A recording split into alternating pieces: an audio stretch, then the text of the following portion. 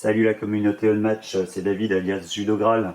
Je suis super heureux de vous retrouver pour une vidéo de présentation de boîte. Ça fait 10 mois qu'il n'y avait pas eu de nouveauté On Match en VF.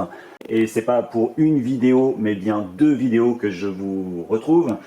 Car c'est pas une nouveauté, mais bien deux nouveautés. Et j'ai le plaisir de vous présenter les deux boîtes en VF On Match The Witcher. Donc qui sortent ce début septembre 2025. Nous avons donc The Witcher, la chute des royaumes, et The Witcher d'argent et d'acier. En introduction, déjà moi The Witcher, c'était un univers que je ne connaissais pas vraiment. J'avais jamais joué aux jeux vidéo, j'avais jamais lu les bouquins, je n'ai jamais vu la série. Du coup, comme souvent, Unmatch a fait que je me suis intéressé à cet univers. J'ai lu les bouquins. J'ai pas encore tout lu, mais j'ai lu une bonne partie, du coup je connais pas mal des personnages. C'est tout l'intérêt de Match, comme toujours, ça permet de découvrir de nouveaux univers. Allez, on va commencer tout de suite par la première boîte, à tout de suite.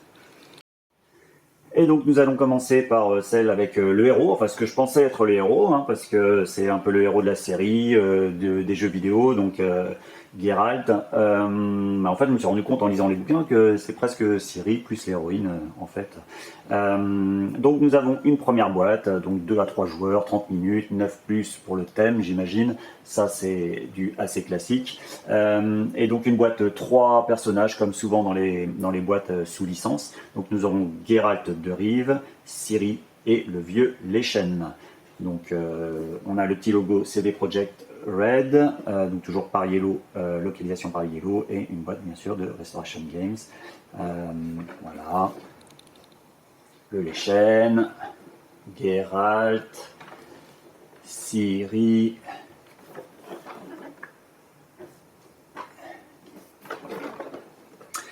donc battez-vous à armes inégales comme d'habitude. Geralt de Rive, donc le loup blanc est l'un des sorceleurs les plus réputés. Nombre de ses exploits ont été immortalisés par Jaskier, donc son sidekick, son acolyte en français. Nous avons Ciri qui est avec une licorne, Yuraquax, donc on va l'appeler le poney, si ça vous dérange pas. Alors l'enfant de sang ancien et dame de l'espace et du temps, avec l'aide d'Iraquax, le poney, du coup, elle maîtrisera ses pouvoirs. Et nous avons donc le vieux Lechen qui est accompagné de 2 loups. Le gardien primordial veille sur la forêt et tous ses habitants. Nous avons donc un nouveau plateau à l'intérieur qui sera recto verso. On va voir ça tout de suite. C'est parti. Hop. Alors, nous trouvons à l'intérieur une petite bulle pour toute la gamme Unmatch. Si vous n'avez pas tout, foncez, faut tout acheter. Je rigole bien sûr, mais à peine. Allez, le petit livret avec la règle de base pour les habitués, rien de bien nouveau. C'est toujours le même dans toutes les boîtes maintenant Unmatch. On a ce petit livret qui explique les règles d'Unmatch. Rien de bien nouveau pour les connaisseurs. Nous avons donc le petit livret de règles spécifiques à cette boîte. Donc The Witcher d'argent et d'acier. Donc on explique, il y a le matériel bien sûr. On explique les règles spécifiques à chaque héros, donc on va revoir ça, mais Geralt a la capacité toujours prêt, on va pouvoir choisir des cartes avant de créer son deck de cartes, on va dire. Il va choisir 6 cartes parmi 12. Nous avons Ciri qui a des symboles sources, donc c'est pareil, les symboles sources, on va appeler ça des bulles, parce que ça ressemble un peu à des bulles de champagne, moi je trouve. Donc voilà, elle va accumuler des bulles pour gagner du pouvoir. Et nous aurons le vieux Lechen, le cœur de la forêt, pouvoir, et nous aurons le vieux Lechen, le cœur de la forêt. Il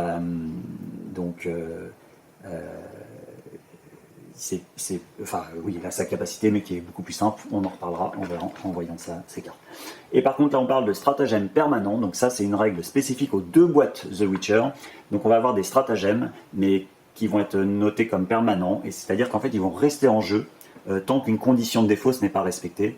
Donc voilà, ce sont des événements qui vont influencer sur le jeu de façon pérenne, et donc il faudra peut-être jouer en fonction de ça pour l'adversaire pour les défausser. Ça peut être assez puissant, surtout pour le vieux Lechen, on va voir ça tout à l'heure. Et là, les règles du plateau, donc il y aura des chemins uniques. Donc on avait déjà ça sur, par exemple, le paddock le Raptor Paddock, donc l'enclos des Raptors. Donc on va le voir avec le plateau, mais voilà, petite règle supplémentaire. Hop. Alors, au sein de la boîte, vous aurez comme toujours la plaque avec les... Il faudra monter vous-même les dials de points de vie. Bon, j'ai déjà fait. Voilà, ça c'est... Hop, c'est fait. Et donc la carte de cette boîte, donc nous allons avoir... donc ça c'est la forteresse, les ruines de la forteresse où s'entraînent les sorceleurs. Donc c'est une map donc, avec des passages à flèches, des passages à sens unique. Donc on avait déjà cette règle-là dans par exemple le Raptor Paddock. Donc l'enclos des raptors. Donc en fait, lors d'un déplacement, quand on bouge un personnage, il ne peut bouger que dans le sens des flèches. Les cases sont considérées comme adjacentes, donc on peut attaquer dans n'importe quel sens. Mais quand on bouge un personnage, il ne peut avancer que dans le sens des flèches. Voilà, comme ça. Et sachant que les grands combattants, comme pour l'instant le seul grand combattant qui est la T-Rex, elle ne prend pas en compte ses flèches, c'est-à-dire qu'elle peut bouger dans n'importe quel sens. Voilà. Et l'autre côté, une carte plus classique, donc sans règle spéciale. Donc c'est une carte, on a un gros body block ici possible, là, ce qui oblige l'adversaire à faire le tour, par ici ou par ici. Et puis surtout on a une case avec une zone unique, voilà, une seule zone ici, donc ça peut être pas mal pour forcer l'adjacence, obliger l'adversaire à venir à côté de nous, avec beaucoup de ruptures de zone, donc peut-être un peu moins bonne pour les attaquants à distance. Voilà. Alors, là, on va commencer par les figurines, voilà, donc le héros, hein, Geralt de Rivia, voici le héros. Avec sa double épée dans le dos. On voit peut-être pas bien, mais il a son petit signe, son pentacle, petit signe dans la main pour lancer un sort, car c'est un sorceleur, un combattant avec des pouvoirs particuliers, une sorte de mutant, et qui utilise aussi des potions. Voilà, Geralt. Nous avons à côté Ciri, donc qui est beaucoup plus maigrichonne, beaucoup plus fine, beaucoup plus petite. Elle est plutôt adolescente dans les bouquins, donc ils sont restés dans cette idée-là, avec son épée. Mais non, mais pas moins redoutable, hein. Donc une sorceleuse également. Voici. Et nous avons donc le vieux Léchen, la figurine est juste somptueuse, pour moi c'est la plus belle des figurines des deux boîtes.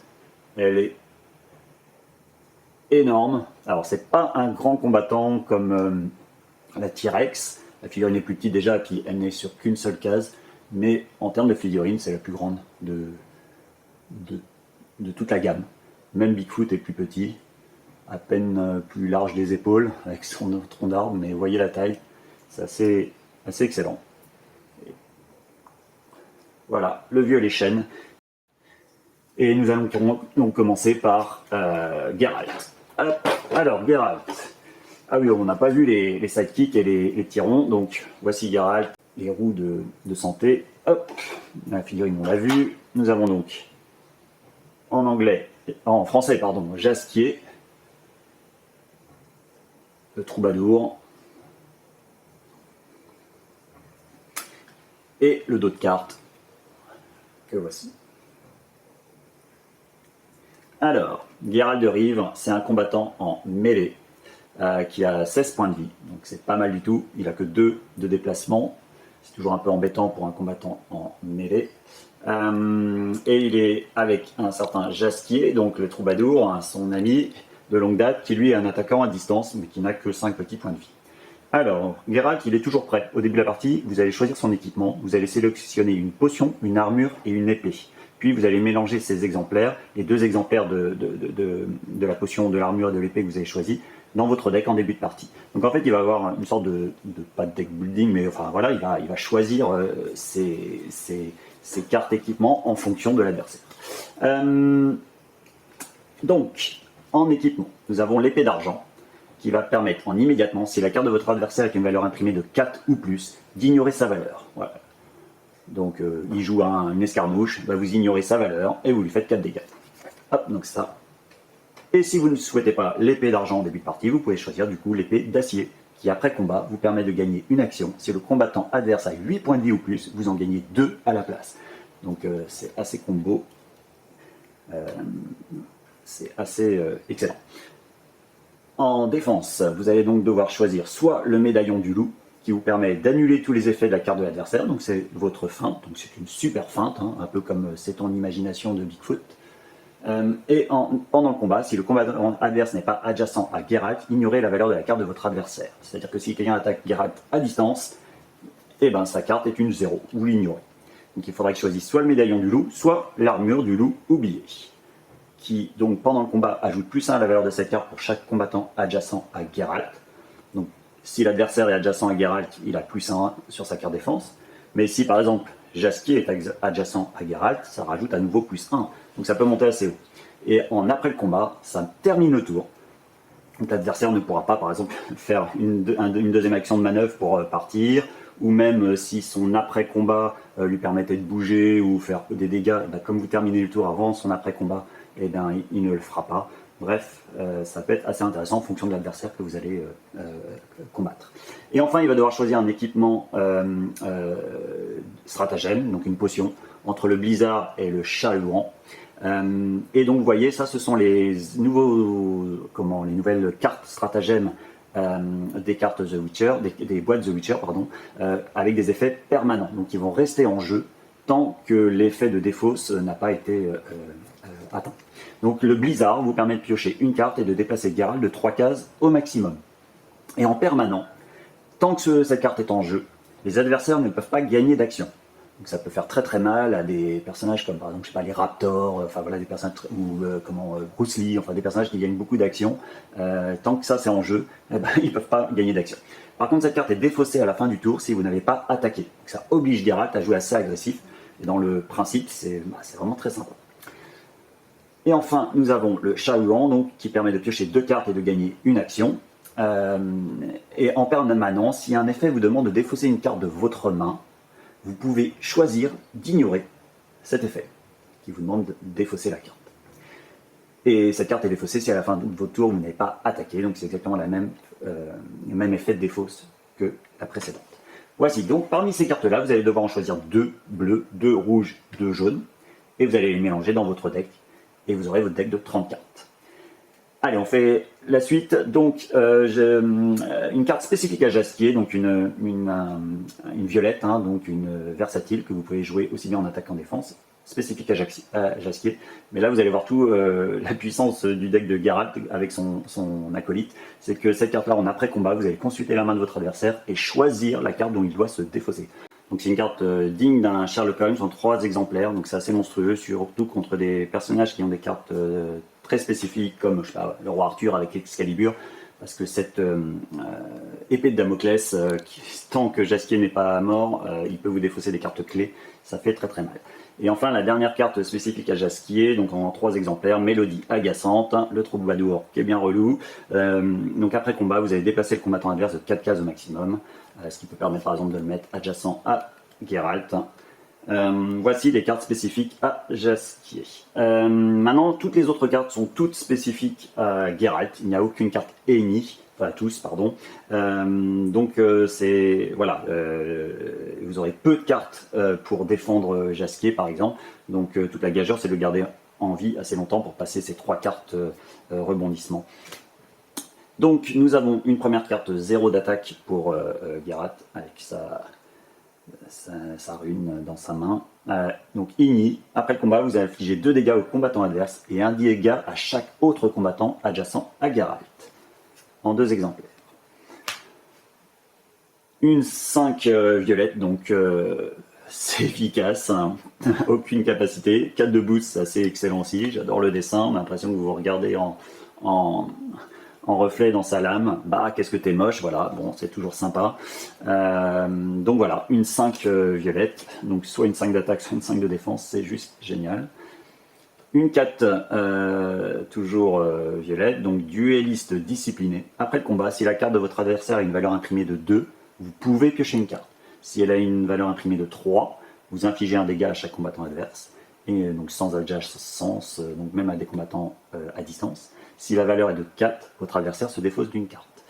Si la valeur est de 1, 0, 1 ou 5, eh ben, il n'y a pas d'après-combat en fait. Donc en 3 exemplaires. Toujours en 3 exemplaires, Irden, donc une 2 qui en immédiatement, le combattant adverse ne peut pas quitter sa case lors de ce tour, et après le combat, vous allez déplacer Geralt de 2 cases au maximum. Intéressant contre des gens qui ont des gains d'action, par exemple, pour s'éloigner d'eux.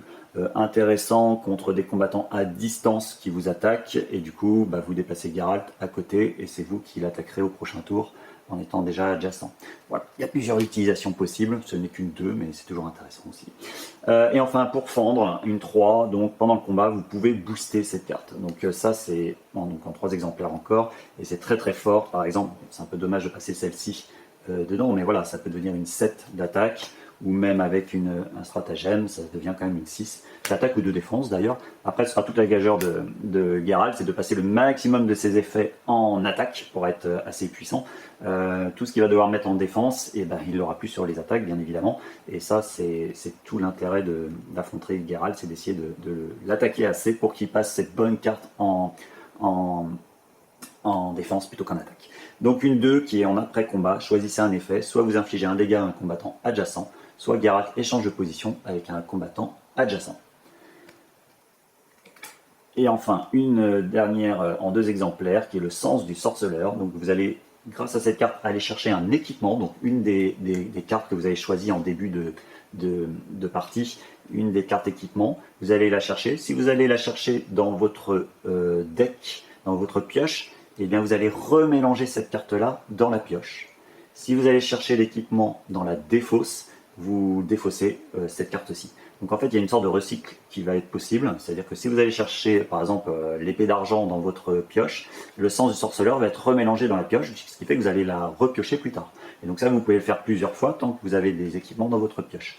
Et dès que vos équipements ne seront plus dans vos pioches, donc dans votre défausse, quand vous allez repiocher l'essence du sorceleur, vous allez pouvoir aller rechercher vos équipements dans votre 2 fois, donc dans votre défausse pour en rejouer 2 fois, un ou 2 équipements différents une fois. Voilà. Donc ça peut créer une sorte de recycle qui est intéressant pour le jeu à la fatigue. Le problème, c'est que c'est assez aléatoire parce qu'on ne sait pas dans quel ordre ça va arriver. Donc c'est pas une stratégie qu'on peut mettre en place dès le départ, mais ça peut être intéressant en cours de partie de se dire « Ah, je vais pouvoir jouer la fatigue grâce au sens du sorceleur ». Voilà, ça c'était Geralt, et donc on va passer, je range tout ça et on va passer à Ciri. Allez, Ciri. Donc la figurine, on l'a vu. Les points de vie. Donc 7 points de vie pour son poney. Le voici. Et son dos de cartes. Ok. Alors, Ciri. Ciri est un combattant en mêlée avec 15 points de vie, qui a 2 de déplacement seulement, qui est accompagné de Yuraquax, donc le poney, avec 7 points de vie, combattant en mêlée également. Son pouvoir, donc elle va jouer avec des bubules, de l'énergie qu'elle va accumuler. Et son pouvoir, c'est donc pouvoir incontrôlable, c'est que dès qu'elle aura accumulé 7 d'énergie, ses effets de cartes ne pourront plus être annulés. Un peu comme Sherlock Holmes ou Winter Soldier. Sauf qu'elle, il faut qu'elle ait accumulé 7 bubules pour pouvoir avoir ce pouvoir, justement. Donc les bubules, je vous montre tout de suite les bubules. Donc vous voyez, c'est sur ces cartes, elle va avoir donc la carte classique, mais en plus, avec son nom, il va y avoir une bubule ici. Et donc chaque carte ayant une bubule dans sa défausse va lui donner une bubule. Et du coup, si elle en a 7 dans sa défausse, on ne pourra plus lui annuler ses effets. Alors, la première carte, qui est un stratagème que les 2 combattants peuvent utiliser, mais en fait c'est Ciri qui l'utilisera la plupart du temps, sauf en jeu en équipe, où Ciri peut être éliminée et Yuraquax donc peut continuer à jouer. Dans ce cas-là, cette carte pourrait être utilisée par Yuraquax. Mais voilà, dans le jeu en 1 contre 1, c'est utilisé par Ciri, tout simplement parce que quand on va jouer donc cet événement, Ciri va récupérer 2 points de vie. Donc c'est en 2 exemplaires, donc Ciri peut récupérer jusqu'à 4 points de vie. Donc avec ses 15 points de vie, elle peut monter à 19 en fait techniquement, et sachant que on va le voir après, mais ça peut être recyclé encore, ça peut être recyclé, donc elle peut gagner, elle peut monter assez haut en points de vie techniquement. Alors c'est donc un effet permanent, la règle spécifique de ces boîtes. Donc après chaque combat impliquant votre combattant, donc ça peut être Ciri ou le poney, vous allez piocher une carte. Donc c'est assez fort contre ceux qui sont très agressifs parce qu'en fait vous ne serez jamais à court de cartes puisque à chaque fois que vous attaquez ou défendez, vous piochez une carte.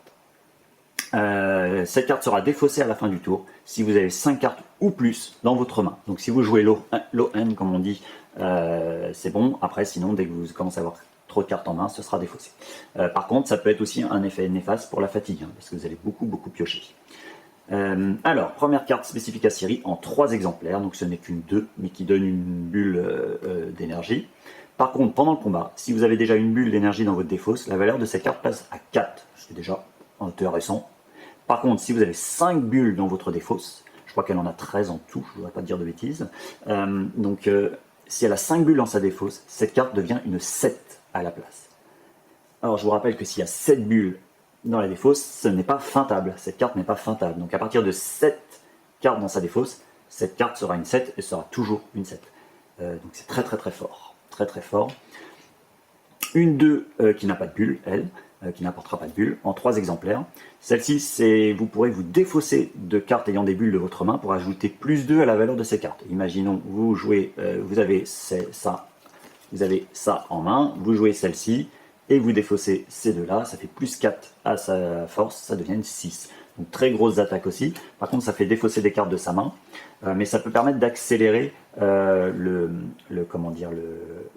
quantité de bulles que vous avez dans votre défausse en début de partie. Donc ça peut être aussi très important. Ça va être son principal problème, c'est qu'au début, elle est plutôt faiblarde. Par contre, elle va monter en puissance, elle va monter assez fortement. Vers la fin de la partie, elle va être juste monstrueuse. Voilà. Alors, 3 cartes spécifiques au poney. Regardez-moi ce dessin. C'est vraiment superbe. Donc après le combat, vous allez déplacer Roi Quax de 4 cases au maximum. Il peut traverser les cases occupées par les combattants adverses. Puis vous allez infliger un dégât à un combattant que vous avez traversé lors du déplacement. Donc, 4 rouges. Et c'est une 4 de boost. Ça peut être intéressant aussi en fin de partie pour déplacer Ciri. Une carte spécifique encore au poney, donc en 3 exemplaires. Préparez sa charge. Après combat, si vous allez remporter le combat, vous pouvez chercher une carte ayant une bulle dans votre deck. Vous la révélez et vous l'ajoutez à votre main. Donc ça peut permettre d'aller chercher des cartes à bulle si vous êtes à court en début de partie. Donc ça veut dire que vous allez plutôt la jouer en défense si vous voulez gagner le combat. En 3 exemplaires, donc une 4 violette qui va vous permettre de déplacer Ciri de 3 cases au maximum et elle peut traverser des cases occupées par des adversaires. Donc là, c'est une escarmouche améliorée. Une escarmouche améliorée, spécifique à Ciri. Alors, une carte avec une bulle, enfin en 3 exemplaires. Donc celle-ci, si vous avez 2 bulles dans votre défausse, vous allez infliger un dégât au combattant adverse. Et si vous avez 7 bulles dans votre défausse, vous allez infliger 2 combats à un combattant se trouvant à 3 cases au maximum de Ciri. Pas forcément le combattant adverse qui a attaqué, ça peut être un autre combattant. Alors, celle-ci, elle paraît pas extraordinaire, mais en fait c'est un peu une carte clé de son deck, donc Zirael, donc c'est son épée, donc une 2 qui rapporte des bulles aussi, en 3 exemplaires. S'il y a 3 bulles dans votre défausse, cette carte devient une 4, donc encore une carte violette, c'est très fort. Et si vous avez 5 bulles dans votre défausse, non seulement ça devient une 4, mais en plus votre adversaire se défausse d'une carte au hasard.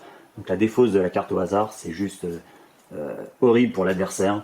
C'est toujours des effets qu'on veut éviter, sauf que dès qu'il y a 7 bulles, cette carte n'est plus feintable, et donc ça fait mal.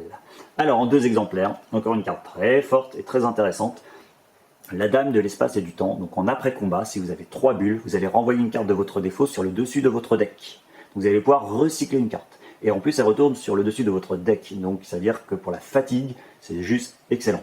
Donc par exemple, on renvoie celle-ci, qui permet de se soigner. Donc on va regagner des points de vie, ou on peut même renvoyer cette même carte, si on en a déjà joué une, je joue la deuxième et je renvoie celle-ci sur le dessus de mon deck, et donc je peux faire une sorte de recycle. Mais comme c'est 3 bulles, normalement c'est feintable. Voilà. Et par contre, s'il y a 8 bulles, et donc là ce n'est plus feintable, puisqu'à partir de 7 ce n'est plus feintable, s'il y a 8 bulles, on va renvoyer une carte de sa défausse dans sa main et piocher une carte. Donc ça permet de récupérer encore des cartes, donc par exemple des soins ou d'autres, et par contre on pioche une carte, donc pour la fatigue c'est pas extraordinaire, mais par contre c'est très puissant quand même, parce qu'on va vraiment rechercher la carte dont on a besoin. Et donc là il y a un un petit timing à trouver, parce que si vous êtes à 7 bulles, exactement à 7 bulles, on ne peut pas vous feinter, et vous allez faire le premier effet, qui permet de renvoyer une carte de votre défaut sur le dessus de votre deck. Donc là, vous allez pouvoir le faire avec ces deux cartes-là, de façon illimitée, on va dire, parce que vous allez jouer celle-ci, pour aller rechercher celle qui a déjà été jouée, et c'est pas feintable. Et du coup, celle que vous êtes allé rechercher, vous allez la repiocher, et vous allez la rejouer pour remettre l'autre sur votre deck. Bref, on peut le faire de façon cyclique. Alors déjà, il faut être pile poil à 7, c'est pas évident. Et en plus, surtout après, vous allez jouer que des cartes à 2, parce qu'elles elles ne valent que 2. Et donc si l'adversaire vous attaque, vous êtes obligé de le faire avec cette carte, de défendre avec cette carte-là, bah, ça risque de faire mal. Ou si vous attaquez, vous êtes sûr d'attaquer qu'avec une 2, d'accord, vous allez recycler, mais vous n'allez pas faire de dégâts. Donc bref, c'est pas si ultime que ça, mais ça peut être super intéressant pour un plan fatigue. Alors là, c'est la super feinte, utilisable par le poney également, ça peut être intéressant, bon voilà. Donc pareil, qui est immédiatement annulé tous les effets de la carte de votre adversaire, ça ne rapporte pas de bulles, heureusement, mais c'est en 3 exemplaires, c'est voilà, ce n'est que ton imagination de Bigfoot. Et enfin, en 2 exemplaires, enfant de sang ancien, donc ça rapporte des bulles, mais s'il y a 4 bulles dans votre défausse, vous allez infliger un dégât à chaque autre combattant dans la zone de Syrie. Ça déjà c'est pas mal pour enlever des acolytes à 1 point de vie, mais c'est surtout s'il y a 9 bulles dans votre défausse, donc vraiment en toute fin de partie, vous allez infliger 3 dégâts à chaque autre combattant dans la zone de Syrie. 3 dégâts gratos à tous les combattants dans sa zone. Vous l'avez 2 fois, vous pouvez donc, si vous y arrivez, aller à jouer vers la fin, c'est pas facile, mais si vous y arrivez, vous pouvez infliger 6 dégâts aux adversaires. C'est quasiment impossible, mais si vous arrivez à recycler un de ceux-là, une de ces cartes-là avec cette carte-là, vous allez infliger 3 fois 3, 9 dégâts. Ouais, c'est assez monstrueux. Vous pourriez même monter à 12, je crois que mathématiquement c'est possible, mais techniquement c'est quasiment impossible à faire, parce qu'il faut être pile poil à 9. 10, 11, 12, 13, c'est possible, mais il faudrait que ce soit les 4 seules cartes avec des bulles que vous n'ayez pas jouées. Mais techniquement, c'est possible de jouer 4 fois ces cartes-là, voilà, pour infliger 3 dégâts. Sachant que vous auriez pu recycler avant en ayant fait un dégât quand vous étiez à 4 bulles. Bon bref, il y a beaucoup de dégâts. En fait, c'est un personnage qui devient très, voire trop fort en fin de partie. C'est incontrable en fin de partie. Mais le but, c'est de l'éliminer avant et puis elle peut être aussi tributaire de sa pioche. Si elle pioche pas les bulles en début de partie, pas les bonnes, enfin voilà, si elle a son gain de points de vie en début, enfin voilà, ça peut être embêtant. Elle a une très bonne carte qui n'a pas de bulles, mais du coup ça la fait pas monter en puissance en début de partie. Donc elle peut être gênée par ça, mais ça reste un personnage très très très très fort. Allez, on passe au violet chêne. Donc le violet chêne avec ses loups. Donc on a vu la figurine, forcément, elle claque, elle est énorme. Elle impose sur le plateau. Rien que pour ça, c'est mon personnage préféré. C'est 2 loups. C'est point de vie. Donc 13, c'est pas énorme, on est d'accord. Mais, il y a toujours des mais. Donc moi j'adore, parce que c'est un personnage assez technique à jouer. Il était considéré comme mauvais quand la boîte est sortie en anglais. Et je crois qu'il y a beaucoup de monde qui change d'avis. C'est un personnage qui est technique à jouer, mais qui peut être très enquiquinant pour l'adversaire. Le dos de carte. Et voilà. Alors, le violet chêne. Le violet chêne, déjà, c'est un attaquant à distance. Ça paraît pas comme ça, mais en fait, il a ses racines sous terre et tout, il peut attaquer à distance avec ses racines. Voilà. Et donc, il a que 13 points de vie. Et la première chose qu'on voit, c'est une catastrophe, déplacement 1. Alors, heureusement qu'il est attaqué en distance, mais un déplacement de 1, c'est assez horrible. Donc, on se dit, on va devoir booster beaucoup ses déplacements pour attaquer avec lui. Mais vous allez voir que pas forcément. Il est donc accompagné de loups, qui sont des attaquants en mêlée, et qui ont donc un seul point de vie, mais qui sont donc en 2 exemplaires. La première chose qu'on peut dire, c'est que les loups ont une valeur de déplacement de 3. Ouais, ça ferait un peu bizarre qu'ils aient le même déplacement que leurs potes, sachant que lui c'est un arbre qui avance pas, et les loups, voilà, ils n'ont pas de racines. Donc en fait les loups, eux, ils ont un déplacement de 3. Et enfin, le cœur de la forêt, c'est que les chênes, quand les chênes attaquent une 2e fois dans un tour, il va rajouter plus 3 à sa valeur. Plus 3 à sa valeur sur sa 2e attaque. Alors quand c'est lui qui attaque une 2e fois, ou une 3e fois, ou une 4e fois, voilà. Mais sur sa première attaque, il n'aura pas le bonus. Sur ses attaques suivantes, il aura un plus 3 dans le même tour. pas ses loups. C'est-à-dire que si c'est les loups qui attaquent une première fois et que les chênes attaquent après, il n'aura pas son +3. Donc ça va être dur à mettre en place. On comprend tout de suite qu'il faudrait que l'adversaire finisse dans sa zone pour pouvoir attaquer 2 fois. L'adversaire il va essayer de pas finir dans votre zone parce que ça va faire mal, mais des fois on n'a pas le choix, on n'a pas de mouvement d'après combat, on n'a pas de... Voilà. Donc le tout ça va être d'essayer de faire venir l'adversaire à vous pour qu'il finisse dans votre zone et que vous puissiez enchaîner 2 attaques. Voilà. On va donc commencer tout de suite par sa carte maîtresse, son stratagème avec sa règle de permanent. Donc la première chose que va faire la force de la meute, c'est invoquer un loup dans la zone du Leshen. Donc ça, normalement, vous le faites une fois que vous avez perdu un loup. Voilà, c'est en 3 exemplaires. Donc on peut faire revenir 3 loups, ce qui peut être intéressant pour du body block, hein, pour protéger le Leshen. Mais en fait, c'est surtout sa capacité permanente qui est monstrueuse. Au début de votre tour, le Leshen récupère 1 point de vie. C'est-à-dire que tant que cette carte est en jeu, vous récupérez 1 point de vie au début de chacun de vos tours. Et c'est en 3 exemplaires. Alors, on ne peut pas les cumuler. C'est-à-dire que si j'en joue une et que le tour d'après j'en joue une deuxième, la première est défaussée. Ça, c'est dans la règle. Mais si la condition de défausse est respectée, la carte va être défaussée, et ben vous pourrez, le tour d'après, réinvoquer un loup et regagner 1 point de vie au début de chacun de vos tours. Et donc la condition de défausse, c'est que la carte est défaussée si à la fin de votre tour, il n'y a aucun loup dans la zone du Leshen. À la fin de votre tour. Ce qui fait que si par exemple un loup est mort, vous pouvez peut-être avoir des effets de cartes qui font que vous en remettez un dans votre zone, et du coup, au début du prochain tour, vous regagnerez votre point de vie parce que la carte ne sera pas défaussée. Et donc ça, c'est assez monstrueux parce que le Leshen, si on l'agresse pas, si on l'attaque pas à tous les tours, si on lui fait pas descendre ses points de vie très rapidement en lui mettant des grosses baffes, et ben du coup, il va se soigner au fur et à mesure, il va reprendre de l'énergie et il sera très dur à sortir. Alors je vous le dis tout de suite, c'est contrebalancé par le fait que le Leshen a très peu de défense. Donc voilà, tout l'intérêt il sera là de garder le Leshen en vie et de taper fort avec lui avant qu'il ne meure, bien sûr. Alors, une première carte spécifique au Leshen, une 4 d'attaque rouge, et qui donc un déchaînement primordial, et donc en après-combat, on va invoquer un loup dans la zone du Leshen, puis on va déplacer chaque loup de 3 cases au maximum. Voilà, ça va donc permettre, si on peut attaquer avec le Leshen une fois, de remettre du loup dans sa zone et donc de garder cette carte en jeu. Et c'est une 4 d'attaque quand même. Une 5 d'attaque, très très forte aussi, c'est pour moi l'une de ces cartes pivot, nuée d'oiseaux. Après combat, vous pouvez placer le Leshen sur n'importe quelle case. Alors, elle n'est qu'en 2 exemplaires.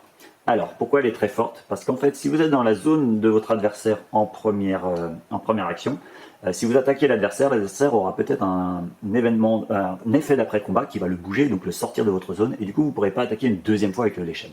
Tout la gageur, c'est d'en fait jouer cette carte en première action. Vous attaquez avec une 5, c'est très très fort.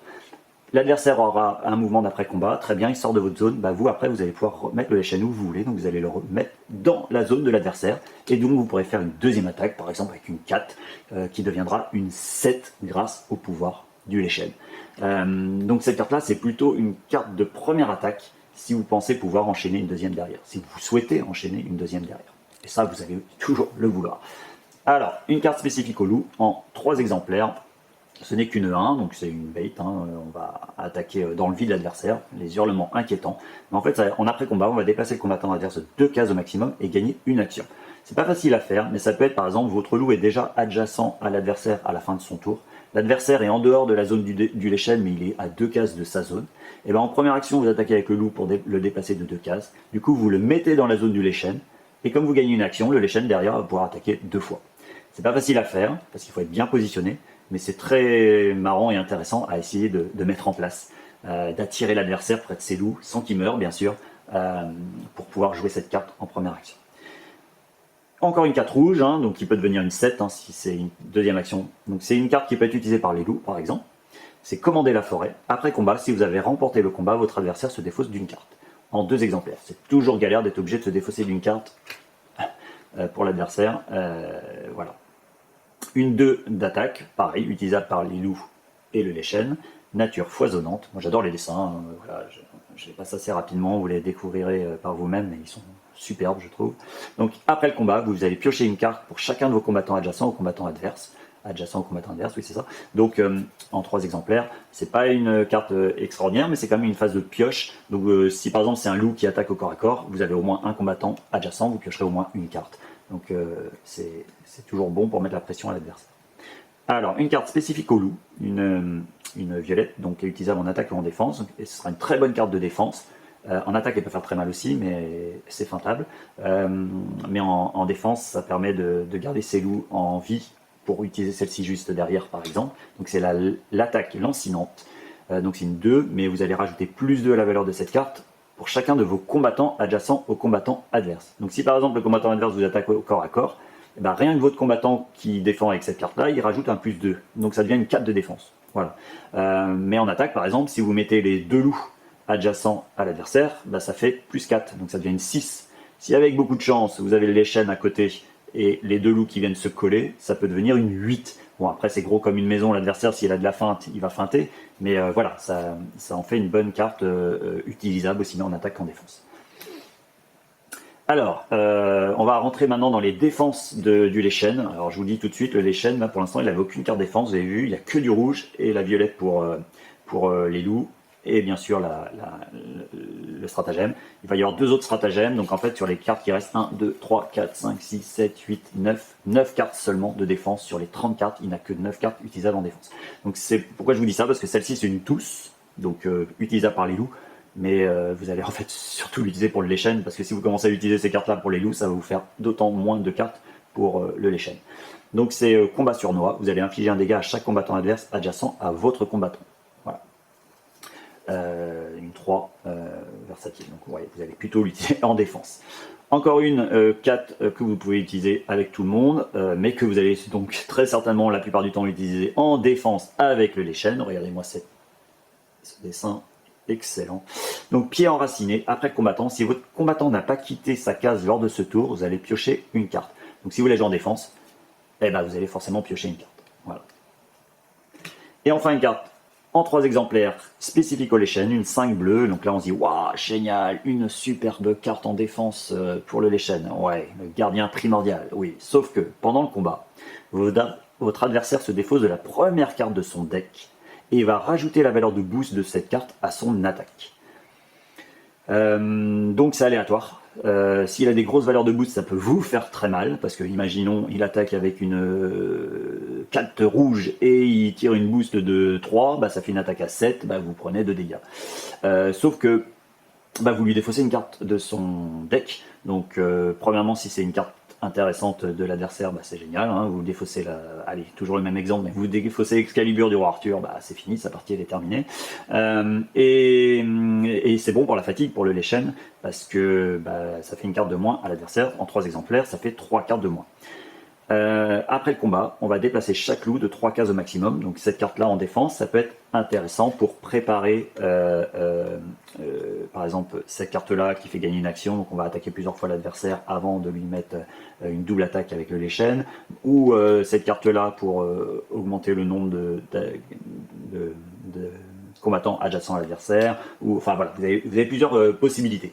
Maintenant, moi, je trouve que l'intérêt, c'est surtout de défausser la carte à l'adversaire, parce que le Leshen va avoir quand même un plan fatigue important. Et ça, on va le voir avec ces 2 dernières cartes qui sont disparition meurtrière. Donc je vous le dis tout de suite, ça ressemble à la disparition de l'homme invisible. Moi, un personnage que j'adore, l'homme invisible. Et bien là, en fait, on va infliger un dégât à chaque combattant adverse dans la zone du Leshen, et on va retirer Leshen du plateau. Donc ça veut dire que vous le retirez pendant votre tour, et bien, ça veut dire que l'adversaire, pendant son tour, il ne pourra attaquer que les loups. Il ne pourra rien faire d'autre. Et tout l'intérêt, je pense, de cette carte, c'est de la jouer quand on n'a plus aucun loup. Parce que pendant son tour, l'adversaire ne pourra attaquer personne. Il va être obligé de double manœuvrer ou jouer des stratagèmes pour s'il peut faire autre chose avec des stratagèmes, mais il sera obligé de double manœuvrer parce qu'il n'aura personne à attaquer. Et donc pour la fatigue, ça c'est génial. Et deuxième chose, si vous la jouez en première action et que vous n'avez plus de loup, bah, du coup votre deuxième action, vous n'allez rien faire, vous n'allez pas piocher. Alors que si vous la jouez et que vous avez encore des loups, vous allez être obligé de manœuvrer avec vos loups ou attaquer avec vos loups. Donc si vous n'avez plus de loups et que vous jouez cette carte, vous sortez du plateau, vous obligez l'adversaire de double manœuvrer et vous ne piochez pas une action sur ces cartes-là. Donc ça vous permet d'avoir un plan fatigue assez intéressant. D'obliger du coup l'adversaire à venir vous attaquer. Parce que si l'adversaire n'est pas obligé de venir vous attaquer, et ben, ça va être très compliqué pour vous. Voilà. Alors, cette carte, elle permet aussi au début de votre prochain tour de placer les chaînes donc, sur n'importe quelle case, hein, comme pour l'homme invisible, on va placer les chaînes sur n'importe quelle case, puis de piocher une carte. Donc, comme elle fait piocher, c'est moins intéressant que la disparition de l'homme invisible pour le plan fatigue. Mais en fait, tout l'intérêt, c'est que comme vous le mettez les chaînes sur n'importe quelle case, bah, vous allez mettre dans la zone adversaire pour lui faire une double attaque. Et bah, souvent, on va faire ceci, c'est-à-dire qu'on va attaquer avec la 5 qui permet de replacer le chaîne sur n'importe quelle case pour être sûr de pouvoir placer sa deuxième attaque à 4, voire à 8 si on a les deux en main. Voilà. Voilà le Leshen, donc moi c'est un personnage que j'adore parce qu'il est, bah, déjà c'est plus technique à jouer et puis il a un petit côté plan fatigue que j'adore et puis la figurine est super. Voilà. Donc voilà, ça c'était la boîte The Witcher d'argent et d'acier qui sort ce mois début mois de septembre. Pour faire une petite conclusion, moi je trouve qu'en termes de mécanique c'est super intéressant. Geralt est plutôt basique, c'est-à-dire qu'on va choisir les cartes en fonction de l'adversaire en début de game, mais après pendant la partie il n'y aura pas de pouvoir spécifique, donc c'est assez sympa pour des débutants par exemple. Ciri est plus technique à jouer, beaucoup plus technique à jouer, mais du coup aussi beaucoup plus forte, et dans le jeu en compétitif, elle est vraiment primordiale. Et enfin, le Violet Shen est beaucoup plus technique à jouer, mais s'il est bien joué, un peu comme Ciri, il est très fort. Alors je pense qu'il monte moins fort en puissance, mais il peut être très embêtant pour l'adversaire. Donc je pense qu'en compétitif, il reste encore très intéressant également. Voilà, donc une bonne boîte. Si vous aimez The Witcher, bah écoutez, sautez dessus, hein, il n'y a pas à tortiller. C'est vraiment la boîte, bah, voilà, avec les deux héros de l'univers. Je pense qu'elle est un peu incontournable. Et bien écoutez, moi je vais lancer la deuxième vidéo. Je vous souhaite une bonne journée et je vous dis à bientôt. Salut!